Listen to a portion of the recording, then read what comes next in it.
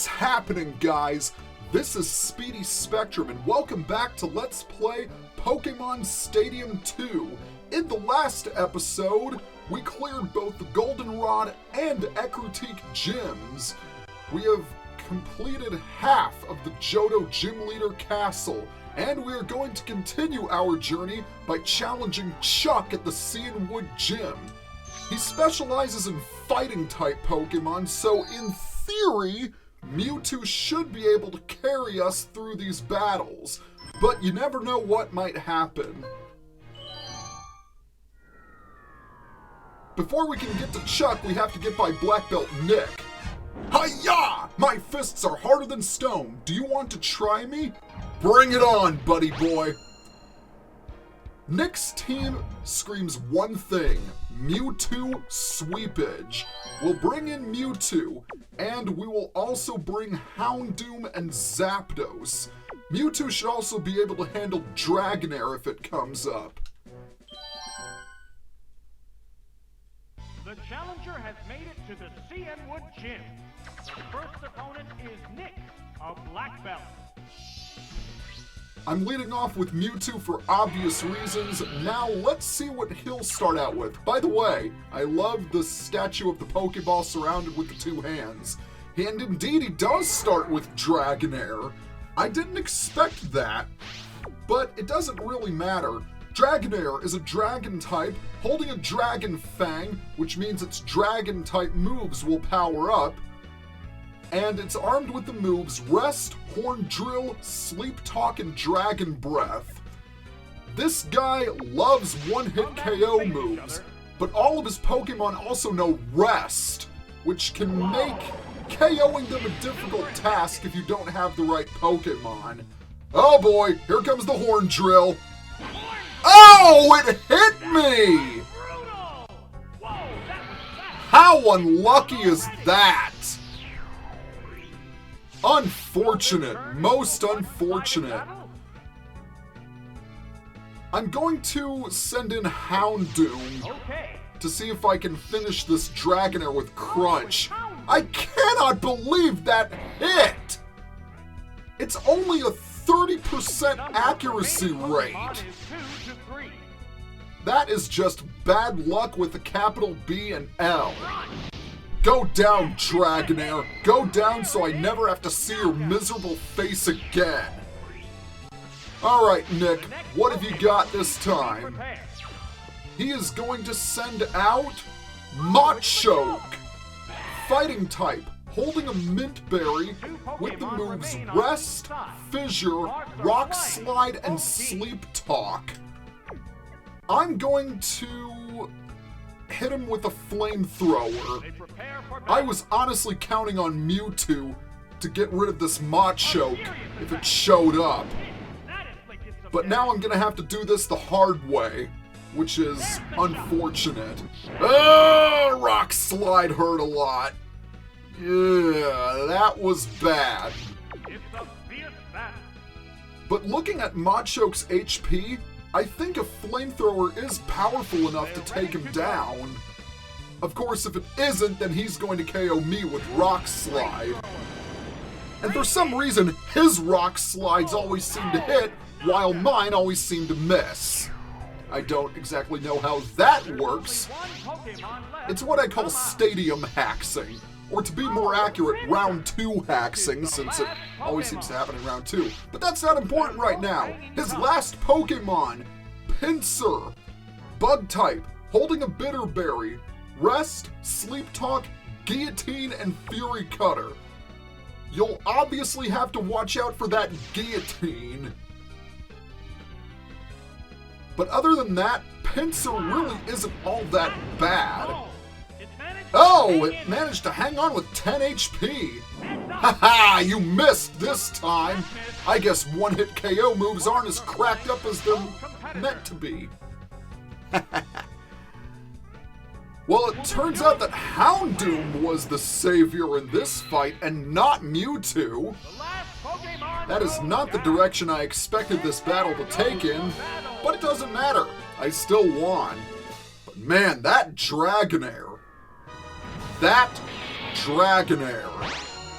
And man, he looks angry. Hey, I lost! We'll sprint back to the dojo as punishment. For a second there, I thought I was going to make the run back home. But thankfully I didn't. So without further ado, let's get ready to take on Chuck.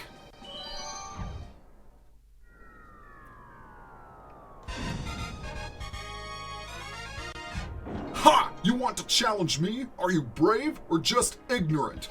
Neither. I'm just awesome. Well, I guess I am brave. But still. His team is a little bit more diverse this go-round. Once again, I'm going to lead off with Mewtwo, since he has 2 fighting types. Furthermore, Sandslash will take heavy damage from Ice Beam. I'll also bring in Machamp to deal with that Ursaring.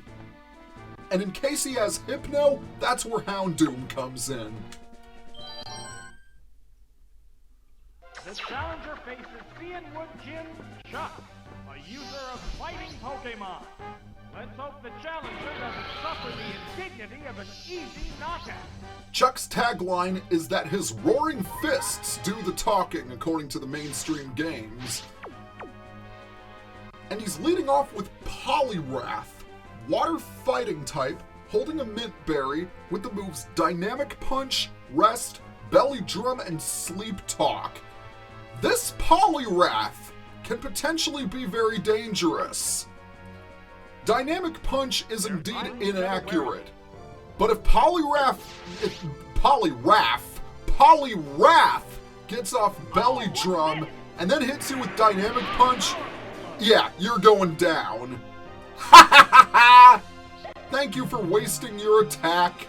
The move didn't quite work. That means I get a free Psychic off you. Just like last time, all of Chuck's Pokemon know Dynamic Punch. And as a refresher, it's only got 50% accuracy, but it packs a wallop. And when it hits, it always confuses the target. So be very careful. His next Pokemon is Ursaring. Normal type, holding a Quick Claw with the moves Dynamic Punch, Slash, Crunch, and Earthquake. It's got extremely high attack, but since it's up against a Psychic type, it would probably use Crunch, which is why I decided to switch out for Machamp. Ursaring, however, is a bit on the slow side, but man, can it hit hard. Oh, it went for Dynamic Punch. I'm surprised. Ha ha ha, you miss. Cross Chop does have more accuracy than Dynamic Punch, so in theory it should hit. Not like it could miss. Oh, it's actually faster than I am. I'm kind of surprised. Oh dear. Oh dear. What is with all of these inaccurate moves hitting their mark? It doesn't make any sense.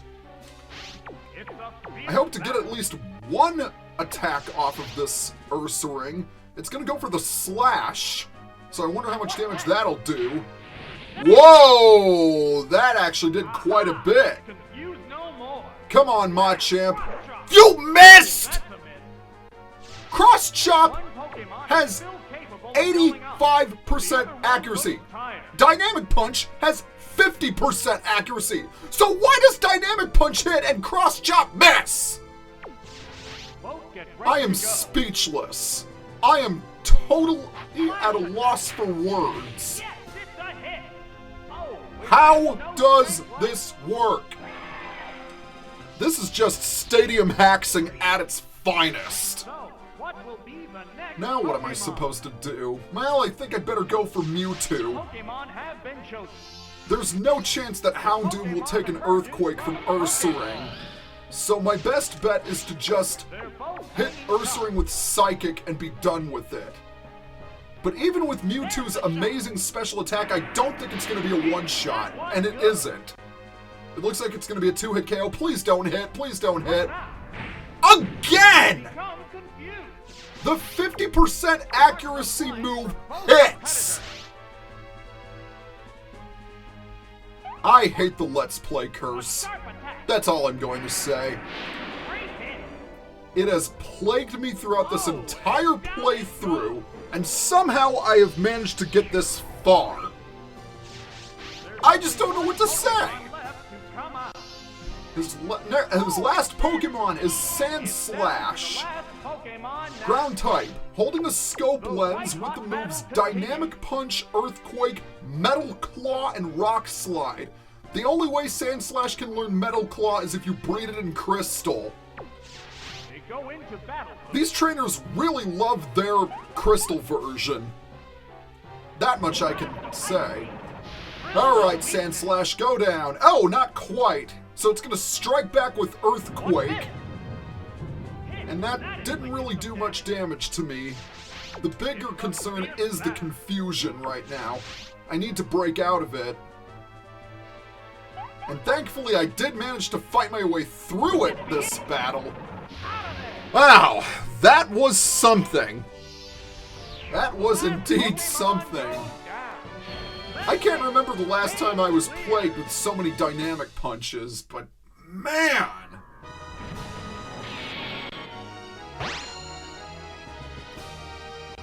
You're strong. Would you please make me your apprentice? I'd like you to teach me how to make Dynamic Punch more accurate. So perhaps you should do that. But I suppose that will have to wait for another time. We have another gym leader to challenge. Jasmine, the leader of Olivine Gym. And just like last time, she is the only opponent. Jasmine is a user of steel types. So naturally, I'm going to need Houndoom and Kingler.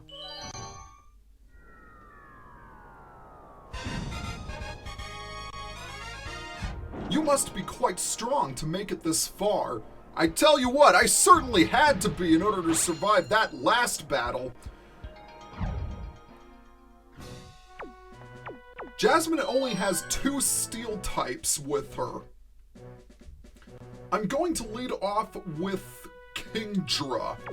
Kingler can safely deal with Steelix and Rapidash. If I know Jasmine, she'll probably lead off with Steelix. She usually does. I'll also bring Houndoom to take care of Scizor and Slowbro.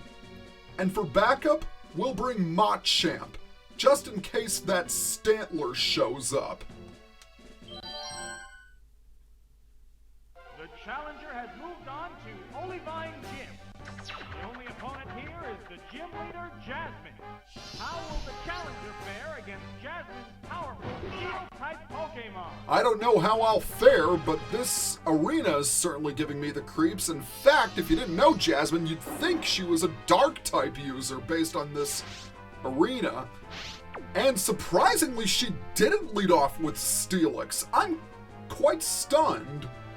Instead, she goes for Slowbro, Water Psychic type, holding a Bright Powder with the moves Surf, Psychic, Ice Beam, and Earthquake. They're eyeing each other warily. Sending in Houndoom is going to be a bit of a risk. I'm going to hit Slowbro with Dragon Breath, so I can hopefully paralyze it. Because I want to see what attack it's going to use against me. A light hit. With some luck, it'll go for Psychic. No, it goes for Earthquake instead. Alright, that's surprising.